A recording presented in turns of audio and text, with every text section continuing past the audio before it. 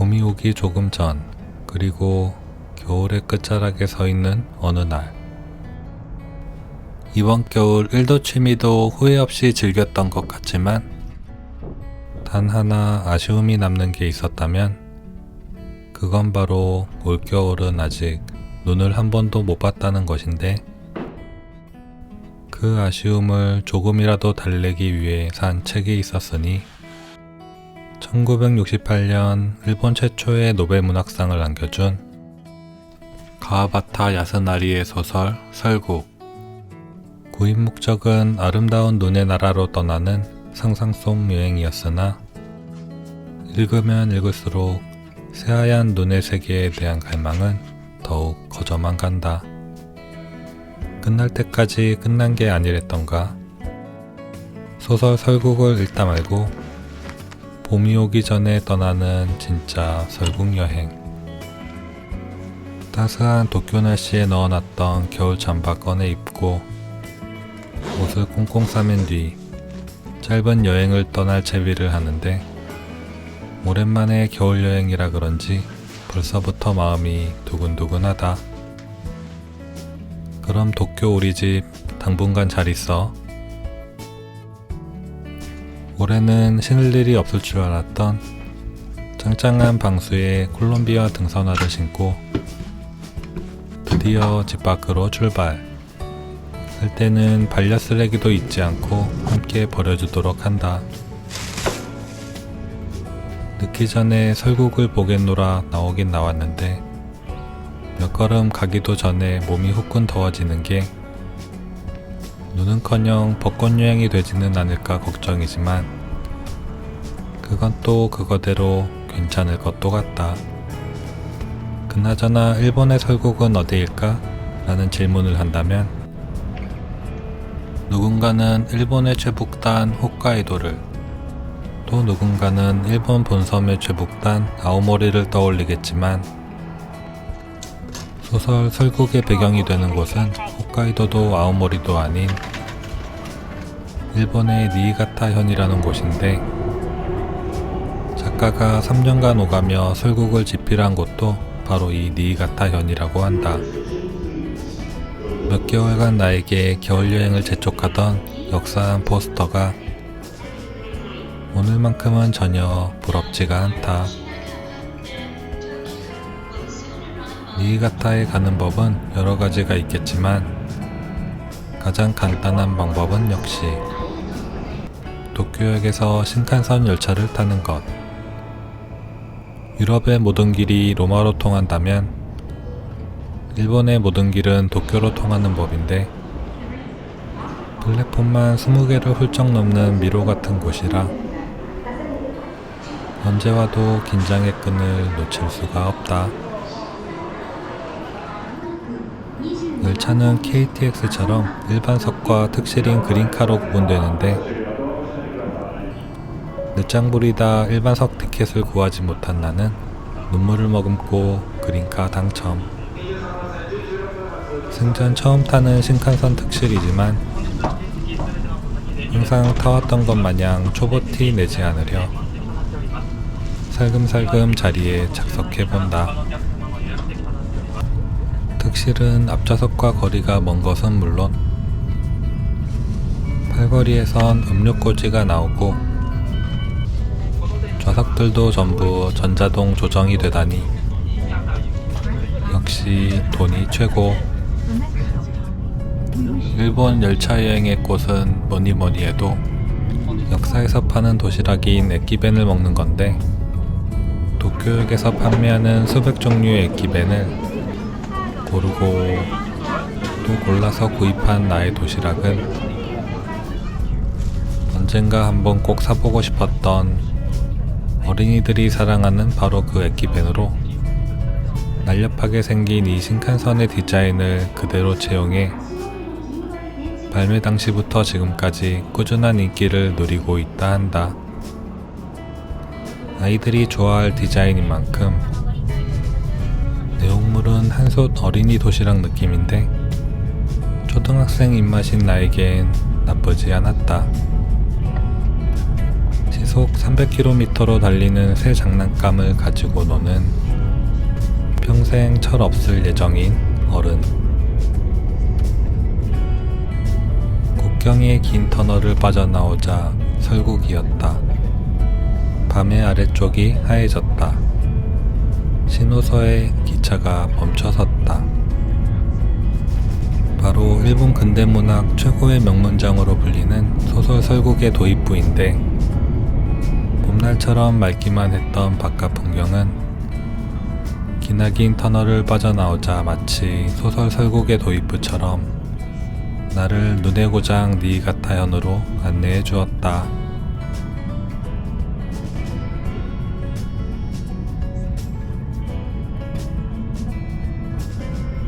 그렇게 도착한 역은 바로 니이가타를 대표하는 겨울여행지 에치고 요자와로.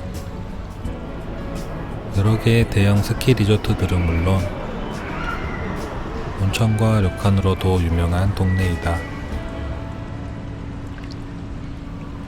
니이가타현을 대표하는 여행지인 만큼 역사의 규모도 크고 다양한 지역 특산물과 기념품을 파는 곳들이 있는데, 그 중에서도 가장 눈길을 사로잡는 곳은 바로 이곳. 니이가타는 일본 제1의 곡창지대로 고시히카리와 같은 명품 쌀의 고향이기도 한데, 쌀이 맛있다는 것인즉 사케가 맛있다는 것. 봉슈라는 이 가게에서는 500엔을 내면 사케잔과 동전 5개를 받을 수 있는데, 이 동전으로 무려 130종의 니이가타산 사케를 마실 수 있다 하니 이쯤 되면 니이가타는 설국이 아닌 술국이 아닐까 싶다. 정세류 처음 가본 식당 메뉴 고르는 법, 남이 먹는 거 따라 사기. 사케는 종류에 따라 필요한 동전 개수가 다른데, 이 사케의 경우에는 2개. 한국인이라면 당연히 저 잔은 원샷이겠죠. 한국에서도 유명한 쿠보타 같은 사케들을 마시는 것도 좋고, 가게 한쪽에는 영어로 된 추천 리스트까지 있어서 사케를 모르는 일본인도, 일본어를 모르는 외국인도 다 함께 어울릴 수 있는 분위기였다. 물론 분위기에 취해서 과음하는 것은 금물. 사케로 몸을 데피고 역 밖으로 나가보는데, 하얀 눈으로 덮인 역전 풍경이 도쿄에서 겨우 1시간 20분 떨어진 거리라는 게 믿겨지지 않는다. 길을 걷다 보니 문득 골목에 쌓인 눈의 양은 상당한 반면 차도는 깔끔하게 정비된 게 눈에 띄었는데, 도로에 부동액을 계속 흘려보내고 있는 게 신기했다. 사실 나는 딱히 스키를 타거나 뭘 하러 온 건 아니라 그냥 걷고 또 걷고 걸어다니기만 할 뿐인데,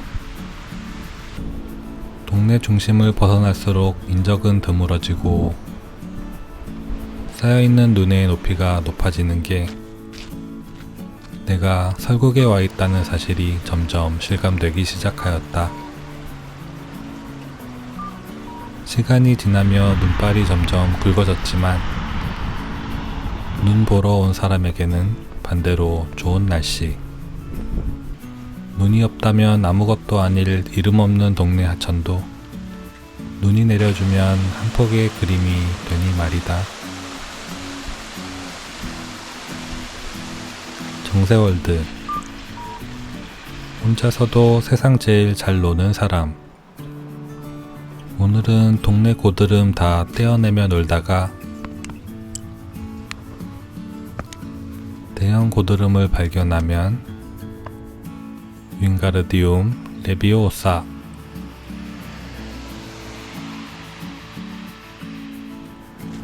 그리고 남들 하는 건 다 해봐야 하는 나는 오늘 같은 날이 오길 바라며 한국에서부터 공수해온 물건이 있었으니 그것은 바로 눈오리 집게. 사람 키 높이의 눈이 쌓인 눈의 고장에서 오늘 나는 세상에서 가장 쉽게 눈오리를 만들 수 있는 사람. 지금만큼은 10대, 아니 8살 어린아이의 동심으로 돌아가 눈 그 자체를 100%, 120% 즐길 수 있었다.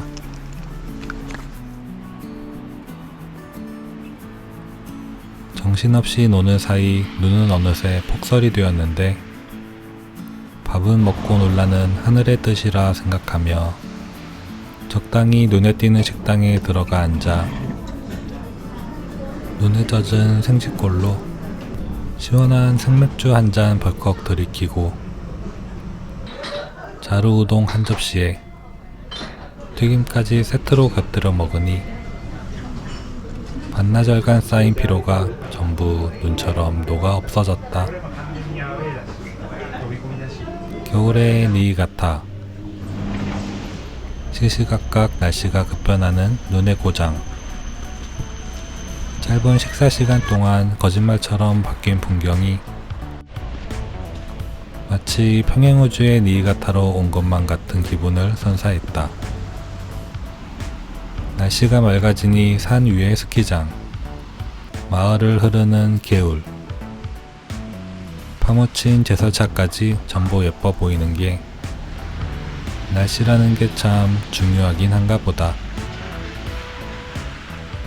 길가에 한국의 동사무소 같은 건물이 보이는데 자세히 보니 케이블카 탑승장.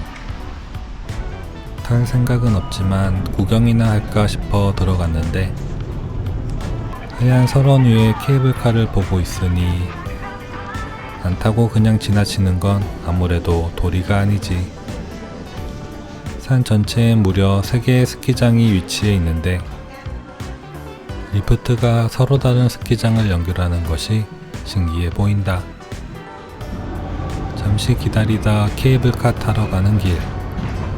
얼핏 봐도 굉장히 넓어 보이는 모습인데 한 번에 166명이 탑승 가능한 세계에서 가장 큰 케이블카라니 왠지 모르게 더 타기를 잘한 것 같은 기분이다.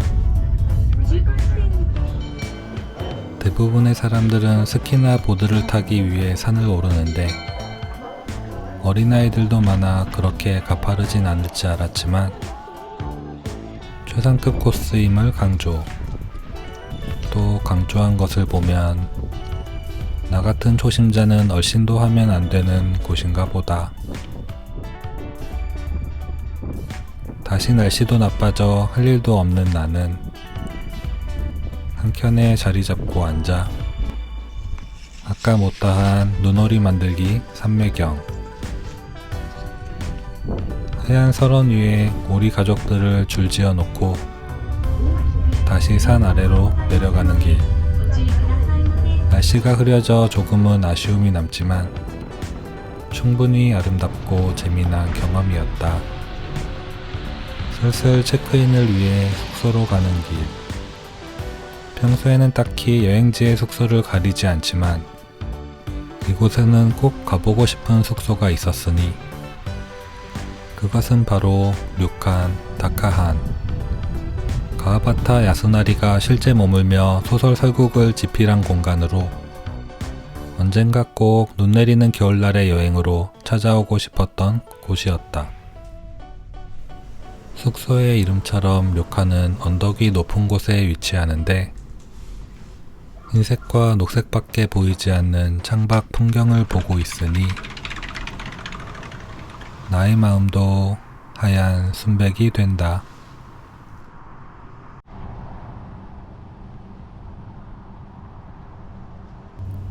이 료칸에 숙박객만을 위한 특별한 것들이 있는데 첫 번째는 바로 이것. 소설 설국은 1965년 영화로도 개봉되었는데 작품이 태어난 배경이기도 한 이 료칸에서는 매일 밤 8시가 되면 이 영화의 상영회가 열린다고 한다. 소설 설국이 집필된 곳에서 보는 영화 설국은 어떤 기분이 들까? 루카나는 또 다른 특별한 공간이 있는데 그것은 바로 소설을 기념하는 전시실로 다양한 옛 자료들이 보관되어 있었는데 그중 가장 눈에 띄었던 것은 바로 이것. 만화가 허영만님의 친필 메시지. 타카한 료칸에서 가와바타 야스나리 선생님을 느낄 수 있었다. 이 료칸에서 가장 특별한 공간은 이곳인데 실제 소설이 집필되었던 방을 복원해둔 공간으로 이곳에 서 있는 것만으로도 1930년대 당시로 와 있는 듯한 착각이 들었다. 방에 돌아와 유카타로 갈아입은 나는 온천욕을 통해 하루의 노고를 풀고 돌아왔고 보람찼던 오늘의 여행을 소소하게 기념해본다.